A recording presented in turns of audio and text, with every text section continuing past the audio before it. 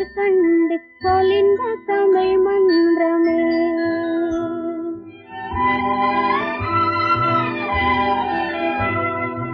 மலர்ந்து மலராத பாதி மலர் போல வளரும் விழி வண்ணமே, வந்து விடிந்தும் விடியாத காலை பொழுதாக விளைந்த கலை அன்னமே.